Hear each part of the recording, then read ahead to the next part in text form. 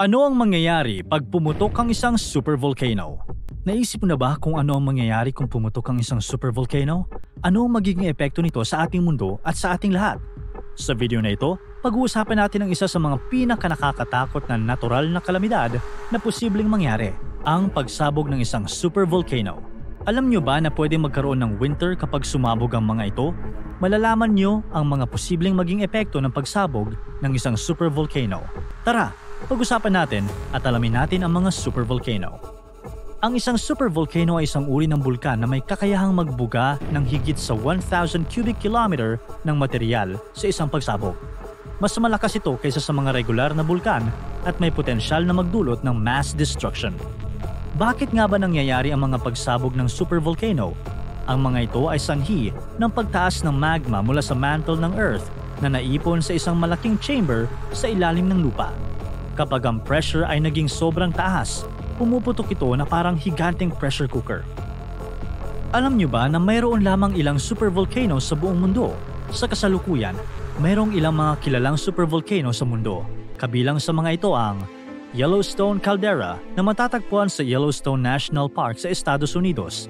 Ito ang isa sa pinakakilalang supervolcano sa mundo. Kilala ito sa malaking caldera na may sukat na humigit kumulang 55 na milya o 88 kilometers sa haba at 18 na milya o 29 kilometers sa lapad.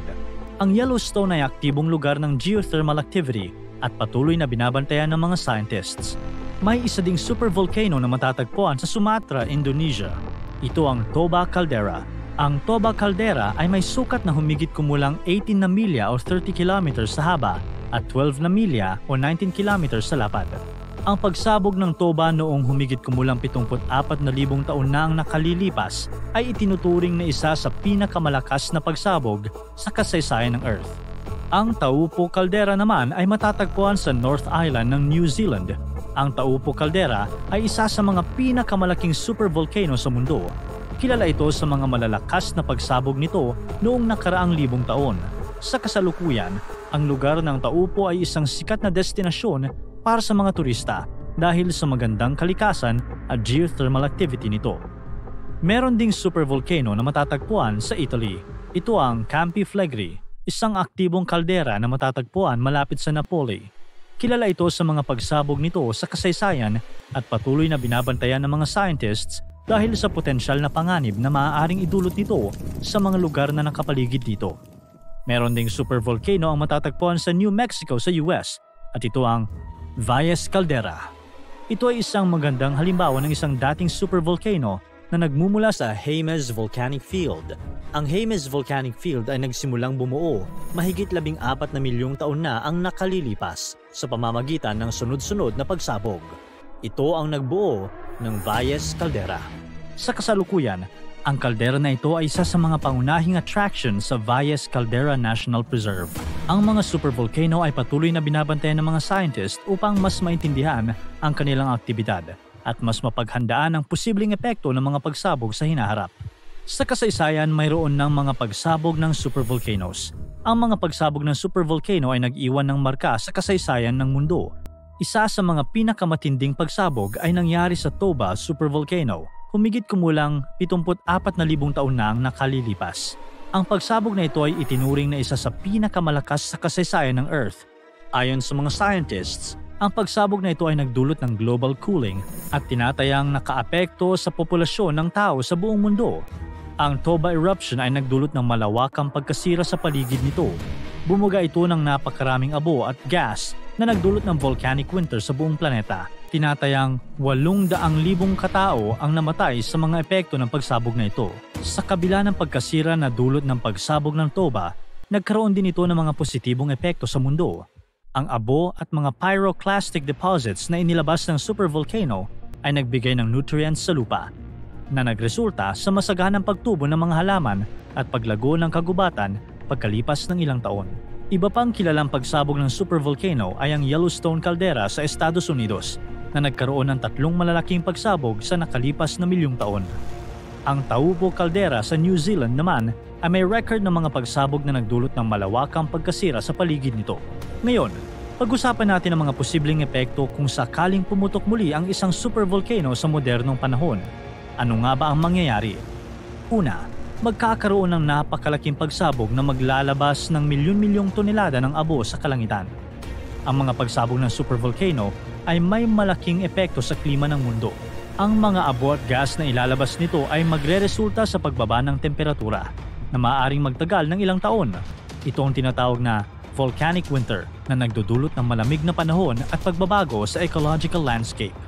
Ang volcanic winter ay isang pangyayari kung saan ang makapal na ulap ng abo ay haharang sa sikat ng araw na magreresulta sa pagbaba ng temperatura ng mundo.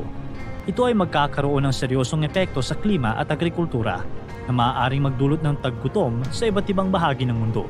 Imagine ninyo ang mga crops ay hindi tutubo dahil sa kakulangan ng sikat ng araw. Ang mga hayop ay mamamatay at tayong mga tao ay maghihirap sa kakulangan ng pagkain. Hindi lang ito, ang mga respiratory problems ay magiging laganap dahil sa paglanghap ng volcanic ash. Sa kasalukuyan, patuloy ang pagsusuri ng mga scientists sa mga supervolcano upang mas maunawaan ang kanilang kalakasan at mga epekto. Ang mga pag-aaral na ito ay naglalayong magbigay ng kaalaman at paghahanda sa mga posibleng panganib na dulot ng mga ito sa ating mundo.